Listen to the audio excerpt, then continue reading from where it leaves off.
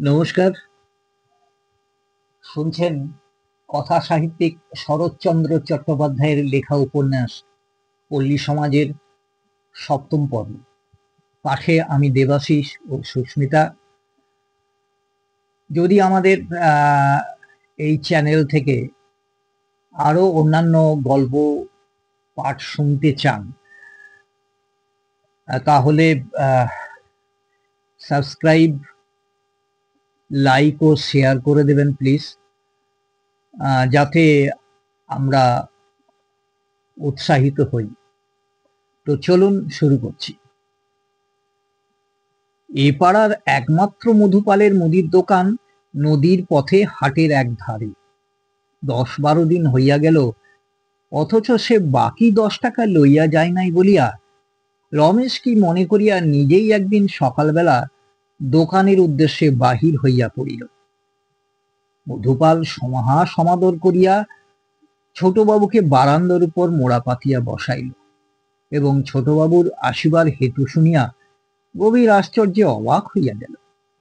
যে ধারে সে উপযাজক হইয়া ঘর বহিয়া ঋণ শোধ করিতে আসে, তাহা মধুপাল এতটা বয়সে কখনো চোখে তো দেখেই নাই, কানেও শোনে নাই। কথায় কথায় অনেক কথা হইল।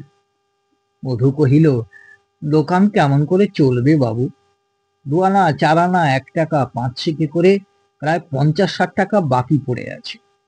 এই দিয়ে যাচ্ছি বলে 2 মাসেও আদায় হওয়ার জো নেই। এ কি বাণিজ্য মশাই যে, কবে এলেন? প্রাতঃপ্রণাম হই। বাণিজ্য মশাইয়ের বাঁ হাতে একটা গাড়ু, পায়ের নখের গোড়ালিতে কাদার দাগ, কানে পৈতা জড়ানো। ডান হাতে কচু পাতায় মোড়া 4টি কুঁচো চিংড়ি। তিনি ফোঁস করিয়া একটা নিঃশ্বাস ফেলিয়া বলিলেন, কাল রাত্রি এলুম, তামাক খাদি কি মধু? বলিয়া গাড়ু রাখিয়া হাতে চিংড়ি মেলিয়া ধরিয়া বলিলেন, সৈরুবি জেনেলির আক্কেল দেখলি মধু? খপ করে হাতটা আমার ধরে ফেললে। কালে কালে কি হলো বল দেখি রে? এ কি 1 পয়সার চিংড়ি? বামুনকে ঠকিয়ে ককাল খাবি মাগি, উচ্চনে যেতে হবে না? মধু বিস্ময় প্রকাশ করিয়া কহিল, হাত ধরে ফেললে আপনার? ক্রুদ্ধ মারুজ্য মশাই একবার চারিদিকে দৃষ্টিপাত করিয়া উত্তেজিত হইয়া কহিলেন, 2.5 পয়সা শুধু বাকি, তাই বলে খামোকা হাটশুদ্ধ লোকের সামনে হাত ধরবে আমার? কে না দেখলে বল? মাঠ থেকে বসে এসে গাড়ুটি মেজে নদীতে হাত পা ধুয়ে মনে করলুম হাটটা একেবারে ঘুরে যাই। মাগি 1 চুবড়ি মাছ নিয়ে বসে, আমাকে স্বচ্ছন্দে বলে কিনা, কিছু নেই ঠাকুর, যা ছিল সব উঠে গেছে। আরে আমার চোখে ধুলো দিতে পারিস? ডালাটা ফস করে তুলে ফেলতেই দেখি না অমনি ফস করে হাতটা চেপে ধরে ফেললে। তো সেই 2.5টা আর আজকের 1টা, এই 3.5 পয়সা নিয়ে গা ছেড়ে পালাবো? কি বলিস মধু? মধু সাই দিয়া কহিল, তাও কি হয়? তবে তাই বল না, গায়ে কি শাসন আছে? নইলে ষষ্ঠে জেলে ধোপা নাপতে বন্ধ করে চাল কেটে তুলে দেয়া যায় না? হঠাৎ রমেশের প্রতি চাহিয়া প্রশ্ন করিলেন, বাবুটি কে মধু? মধু সগর্বে কহিল, আমাদের ছোটবাবু ছেলে যে সেদিনের 10 টাকা বাকি ছিল বলে নিজে বাড়ি বয়ে দিতে এসেছেন। বাড়ুজ্যে মশাই কুঁচো চিংড়ির অভিযোগ ভুলিয়া 2 চক্ষু বিস্ফারিত করিয়া কহিলেন, হ্যাঁ, রমেশ বাবাজি, বেঁচে থাকো বাবা। হ্যাঁ, এসে শুনলুম একটা কাজের মতো কাজ করেছে বটে। এমন খাওয়া দাওয়া এ অঞ্চলে কখনো হয়নি।